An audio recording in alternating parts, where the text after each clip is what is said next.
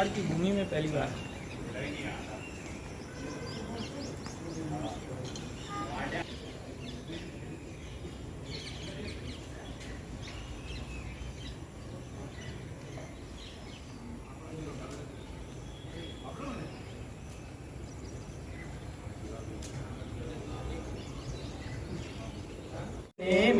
स्वस्ति नो बृहस्पतिर्दधातु ओम भयहं पृथिव्यां भयोकाधीपुपयो दिव्यांतरिक्षे पयोधाः पयस्पतिः प्रदिशः शन्तुमयम् ओम विष्णोरराटेमसि विष्णो सनब्देस्तो विष्णो हशूरस वैष्णवमसि विष्णवे त्वा ओम अग्निदेवता वातो देवता सूर्यो देवता चंद्रमा देवता वशवो देवता रुद्रा देवता दित्या देवता मरुतो देवता ओम जौ हौ शांति अंतरिक्ष शांति पृथ्वी शांतिरापः शांतिरोहदयः शांति ब्रह्म शांति सर्वगं शांति सामा शांतिरेधि ओम विश्वानि देव सवितुर्तानि परः शुभ जगद्रं तन्न आशुभ ओम एतन्ते देव शब्दं प्राहुर्बृहस्पतये ब्रह्मणे तेन यज्ञमवतेन यज्ञपतिं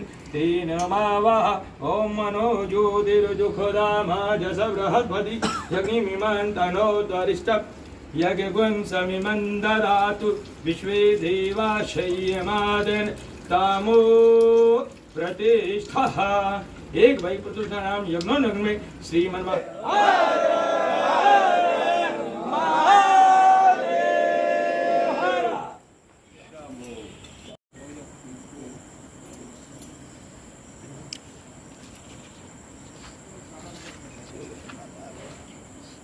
और मैं बचपन से ही सन्यासी के रूप में रहा हूँ और शादी भी की। उसके बाद मैंने 10 साल हो गए वापस घर से छोड़ दी और सन्यास के रूप में आया हूँ। और अगरवाल आश्रम से मुझे बचपन से प्यार था और इसके लिए मैं जीवन में जो भी कार्य होगा आगे बढ़ोतरी और का कार्य करूँगा मैं। तो महाराज जी, ये जो गौर परंपरा को लेके जो एक मिथ्या बात फैली हुई है कि ये लोग डरते क्यों हैं इससे? लोगों ने मिथ्या जबरदस्ती फैला रखी है। बाकी गौर परंपरा जितना सरल और नॉर्मल है ऐसा शायद कोई भी सन्यास में नहीं है। तो ये तांत्रिक और अगौर में क्या? तांत्रिक और अगौर में बहुत फर्क है। तांत्रिक तो मतलब एक शमशान की क्रिया होती है जिसमें पुतली बनाई जाती है और अनेक का मतलब तंत्र मंत्र किया जाता है। अगौर परंपरा में शिव और एक माँ और बच्चे के रूप में होता है, वैसे ही अगौर परंपरा की है। तो ये शिक्षा जो है कोई गृहस्थ जीवन वाला भी ले सकता है? ले सकता है। गृहस्थी में अलग अलग होता है, सन्यास में गृहस्थ अगौर में अलग अलग होता है। अच्छा। ओम नमः पार्वती पतये हर हर महादेव। अघोराचार्य भगवान कीनाराम की परंपरा का आज अपने मेवाड़ की भूमि में और महाराज श्री पहले जो राजेंद्र आमेटा के नाम से जाने जा रहे थे, अब बाबा की परंपरा में उन्होंने अघोर परंपरा को स्वीकार करते हुए और संन्यास जीवन बिताने का जो उन्होंने संकल्प लिया, बहुत सराहनीय संकल्प है। क्योंकि आज अघोर की जो अवस्था है ये संसार की व्यवस्थाओं से परे है। यानी सब व्यवस्थाएं जब खत्म हो जाती हैं, जहाँ शरीर संसार की भौतिकता का जीवन जब समाप्त हो जाता है, वहाँ से अघोर का जन्म होता है, अघोर का प्रारंभ होता है। अघोर यानी सहज सरल शिशु की भांति होता है। भगवान अघोर भगवान श्री महादेव जब मली और मल्हार नाम के जो दो राक्षस थे जिन्होंने महाकाली को जब अपने बंधन में लिया, तो भगवान शिव ने सबसे पहला अवतार अघोर स्वरूप में लिया और वहाँ से भगवान अघोरा महादेव के रूप में प्रकट हुए। उसके बाद में देश काल में आक्रांताओं का आना जाना रहा और हमारे सनातन को बार बार आहत होती रही और उन्हें क्षतिग्रस्त करते रहे, धर्म को खत्म कर दिया। उसी दौरान उसी बीच में अघोर की परंपरा कपालिक जो परंपरा है या सरभंग जो परंपरा है, इन तीनों का बहुत ज़्यादा पतन हो गया और उसका परिणाम हुआ कि हम धीरे धीरे अघोर परंपरा लुप्त हो गई। फिर कुछ अन्य परंपराओं ने अघोर परंपरा का विरोध किया, जबकि अघोर परंपरा बहुत ही ज़्यादा स्पष्ट शिशु की भांति है। यानी अगर आप मंदिर में रहेंगे तो आपको वहाँ दीपक की जरूरत पड़ेगी, घी की जरूरत पड़ेगी, अगरबत्ती की जरूरत पड़ेगी, प्रसाद की जरूरत पड़ेगी, फूल की पड़ेगी, माला की पड़ेगी। लेकिन अघोर एक ऐसा मार्ग है भगवान को पाने का, एक ऐसा रास्ता है जहाँ आपके पास कुछ है तो भी ठीक और नहीं है तो भी ठीक। क्योंकि अघोर मृत्यु के शमशान में आकर के रहता है, वहाँ से अघोर प्रारंभ हो जाता है। दूसरा कि सनातन में सब परंपराएं बढ़ रही हैं, अघोर से लोग डर रहे हैं। क्यों? क्योंकि अघोर में सबसे ज़्यादा जो चलचित्र वाले ये बॉम्बे की दुनिया है, जो बॉलीवुड है या कुछ भी है, इन्होंने अघोर को, सनातन को इतना भयावह और डरावना दिखा दिया है कि लोग आने से डर रहे। मैं ये नहीं कहूँगा कि लोगों का डरना भी कहीं तक ठीक है, क्योंकि अघोर के वेश में कई ठग और पाखंडी भी बैठे हुए हैं जिन्होंने अघोर को बदनाम कर दिया, तंत्र विधान को बदनाम कर दिया। जबकि परमात्मा को पाने के लिए तंत्र भी एक विधा है, यंत्र भी एक विधा है, मंत्र भी एक विधा है। इन विधाओं के माध्यम से हम ईश्वर तत्व को पा सकते हैं। तो तंत्र सबसे सहज और सरल व्यवस्था है। और मैं तो आप लोगों के माध्यम से यही कहूँगा कि जो भी लोग हैं, मैं तो यही निवेदन करूँगा कि हर घर में एक अघोरी होना चाहिए, चाहे वो गृहस्थी क्यों ना हो। क्योंकि आप इस बात को याद रखिए, बहुत से लोग सोचते अरे अघोरी से डरना क्यों। जब बच्चा पैदा होता है और माँ के गर्भ से प्रकट होता है तो वो अघोरी होता है, क्योंकि मलमूत्र से सना हुआ होता है। जब वो 6 महीने तक, साल भर तक जब चलने फिरने में नहीं रहता और बिस्तर में पड़ा रहता है, तो उसी में वो मलमूत्र का त्याग करता है, लेकिन फिर भी उसमें लिपटा हुआ है, उसे कुछ भी पता नहीं होता, और वही अघोर का रूप है। माँ उसे आती है, साफ करती है और अपने अंदर समेट लेती है, अपने आंचल में ले लेती है, उसका पोषण करती है। ऐसे भगवान महादेव अपने उन शिशु रूपी बालक, अघोर की अवस्था को प्राप्त करने वाला बालकों को वो अपने पास रख लेते हैं। यानी अघोर अच्छाई और बुराई से ऊपर की चीज है, सुख दुख से परे की चीज है, घृणा से परे की चीज है। जहाँ सब कुछ एक जैसा दिखे वो अघोर है। इसी बात को गोस्वामी तुलसीदास जी महाराज जी कहते हैं कि अघोर की दृष्टि कैसी होनी चाहिए। अघोरी कौन है? कि सिया राम में सब जग जानी, करो प्रणाम जोर जुग पानी। जो भगवान को हर कण क्षण में देखता है वही सच्चा अघोरी है। जो कुत्ते में भी देख रहा है, जो गाय में भी देख रहा है, वो हर जीव में, पशु में, पक्षी में, प्राणी में, सब में देख रहा है, वही अघोर है। और यही एक अवस्था है। और इसमें मैं पुनः एक बार कहूँगा कि मेवाड़ की भूमि में भगवान कीनाराम की कृपा हुई अघोराचार्य की, जो आज महादेव, अघोरा महादेव के बाद में कीनाराम बाबा ने इस अघोर परंपरा को प्रारंभ किया। और कई अन्य परंपराएं, जिसमें कापालिक परंपरा, सर्वभंग परंपराएं, जिस परंपरा को बचाने में लगे हुए हैं। आज पूरे भारत में अघोर की, अघोरी साधकों की और साधुओं की जो घटती हुई संख्या है वो बहुत ज़्यादा चिंता का विषय है।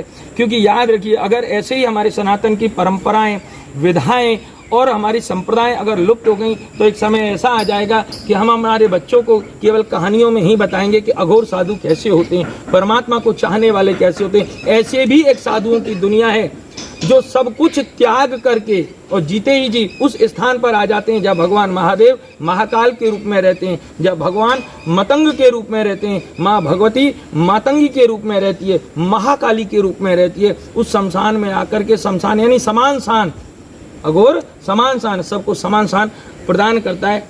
ऐसे भगवान कीनाराम की कृपा से आज हमारे उदयपुर क्षेत्र अशोकनगर शमशान में माँ मेलड़ी के सेवा में पिछले 18-20 वर्षों से बराबर बाबा रह रहे हैं। और आज इन्होंने कीनारामी परंपरा में प्रवेश किया, इसके लिए बहुत बहुत साधुवाद। मेवाड़ को भी साधुवाद कि ऐसे बालक को आपने जन्म दिया जो शिव के सन्मुख ले जाने वाला है।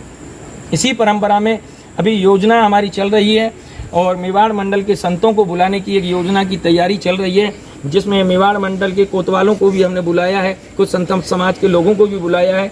जहाँ ईश्वर महादेव की अगर कृपा हुई तो एक योजना है कि अघोर की उदयपुर में पहली बार कोई रथ यात्रा रैली भी रहेगी। उसमें सारे अघोरी साधु साधक रहेंगे, जो गृहस्थी भी होंगे और साधु परंपरा के भी रहेंगे, ऐसे साधक रहेंगे। उसके बाद में यहाँ संत मंडलों को बुला करके, उदयपुर मंडल है, मेवाड़ मंडल है, उनको भी बुला के यहाँ भोजन प्रसादी और भेंट विदाई की व्यवस्था की योजना और तैयारियाँ अभी हम लोग बना रहे हैं, विचार चल रहे हैं। और ईश्वर ने चाहा तो निश्चित है गुरु पूर्णिमा तक और ये सारा हो जाएगा और मेवाड़ में अघोर का प्रादुर्भाव हो जाएगा एक परंपरा का। बाकी तो मेवाड़ अगर ये कहता है कि हम अघोर नहीं है, या मेवाड़ में अगर ये कहते हैं कि मेवाड़ में अघोरी नहीं है, तो सबसे बड़े अघोरी भगवान एकलिंगनाथ हैं, उनसे बड़ा कोई दुनिया में अघोरी नहीं है। और उन्हीं की कृपा हुई है कि उनके सब परंपराएं यहाँ पर हैं। कोई सन्यासी भी हैं, नाथ जी भी हैं, सारी परंपराएं भगवान की हैं। तो भगवान को एक मेवाड़ में अघोरी की कमी महसूस हो रही थी, तो एकलिंगनाथ भगवान ने हमें एक अघोरी भी हमारे मेवाड़ को दिया है। तो ऐसे भगवान एकलिंगनाथ की भी हम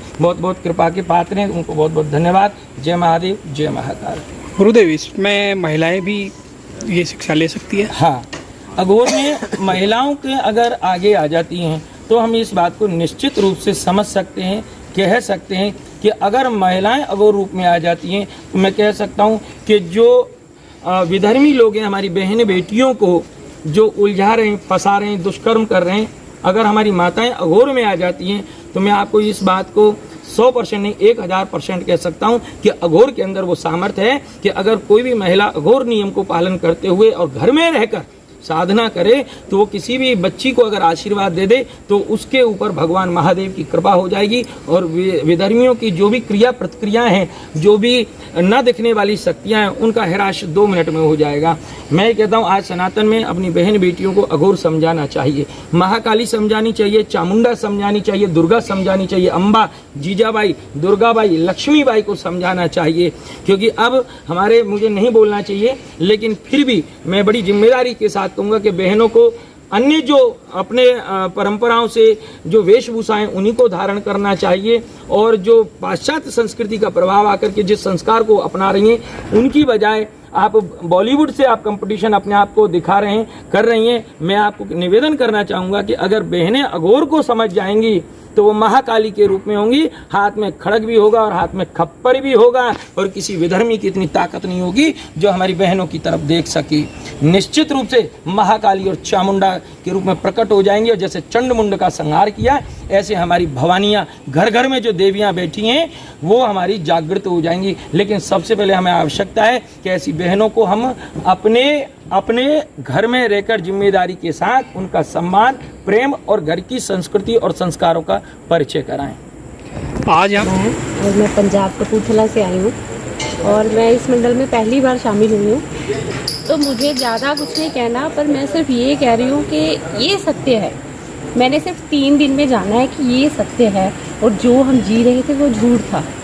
क्योंकि इसी जगह से हम सबसे ज़्यादा डरते हैं कि यहाँ आएंगे पता नहीं क्या होगा क्या नहीं। और यहाँ बैठकर मैंने 3 दिन में खाना खाया है, चाय भी है, गुरुदेव के सानिध्य में रही हूँ। मतलब इतना अच्छा एक्सपीरियंस रहा है ना मेरा सिर्फ 3 दिन में। और मैं ये अनुभव कर पा रही हूँ कि मैंने सबसे अच्छी ज़िंदगी यहाँ जी ली है। क्योंकि घर जाएंगे फिर वही सब कुछ शुरू होगा, पता नहीं क्या क्या मतलब आगे आने वाली होगी। और जो गुरुदेव यहाँ शिक्षा दे रहे हैं, जो हमें बता रहे हैं घोर के बारे में, जैसे कि ये बालक है, इसमें आपको किसी चीज़ की ज़रूरत नहीं है कि आप माला लेके आओ, आपको सामान चाहिए, आपको सामग्री चाहिए, कुछ नहीं। जैसे एक बालक है छोटा, उसे कुछ नहीं चाहिए, उसे सिर्फ माँ का दुलार चाहिए, है ना, दूध चाहिए पीने के लिए, बस उसमें संतुष्टि है उसकी। तो वो गुरु भी ऐसा ही है, इसमें कुछ नहीं चाहिए आपको, बस आपको सिर्फ एक अच्छा गुरु चाहिए, बस और कुछ नहीं। फिर आप इस मतलब ये जो हम फंसे पड़े हैं ना, इससे मुक्ति है आप, और इधर भी आपका मतलब सेटिस्फेक्शन है इस लाइफ में भी, और आगे की तो आपकी है। तो मैं यही कहूँगी कि ये सत्य है, बाकी सब झूठ है। तो आप तो वैसे भी एस्ट्रोलॉजर रह चुके हैं। हाँ जी बिल्कुल, एस्ट्रोलॉजर हूँ मैं अभी, पर फिर भी वो सब कुछ मैंने उसमें नहीं जाना जो मैंने यहाँ आके जाना कि अंदर से क्या है, क्या यहाँ का एक्सपीरियंस आपको हाँ, कुछ अलग ही है। यहाँ का एक्सपीरियंस इतना बढ़िया, मात्र 3 दिन हुए हैं मुझे। क्योंकि मैं नहीं, कोई भी शमशान से निकलते घबराएगा। तो यहाँ बैठ कर जलती चिता के सामने की कोई सब समान, शमशान का मतलब ही समझ आया कि सब समान है ना। शमशान को डरावा था और जैसे तांत्रिक तंत्र से डरते हैं हम लोग, क्योंकि यूट्यूब आ गया आजकल, सोशल मीडिया से सब सोशल मीडिया हाँ गलत भ्रांतियाँ फैला रखी है। तो घर घर में महाकाली होनी चाहिए, अपनी रक्षा खुद कर सके और औरों की भी कर सके। है और मैं पंजाब से हूँ और मैं as a government teacher working कर रहा हूँ। तो यहाँ पर आने का मेरा यही उद्देश्य है कि अगर हम चाहते हैं कि स्वर्ग को पाना है, हमने सुना है कि यहाँ पर आकर एक नई जर्नी स्टार्ट होती है। तो कैसे आते हैं यहाँ पर जब हमारी मृत्यु हो जाती है, तो क्यों ना हम जीते जी उस स्वर्ग को पा लें, जीते जी उस अवस्था को प्राप्त कर लें जिससे हमें आनंद मिल सके।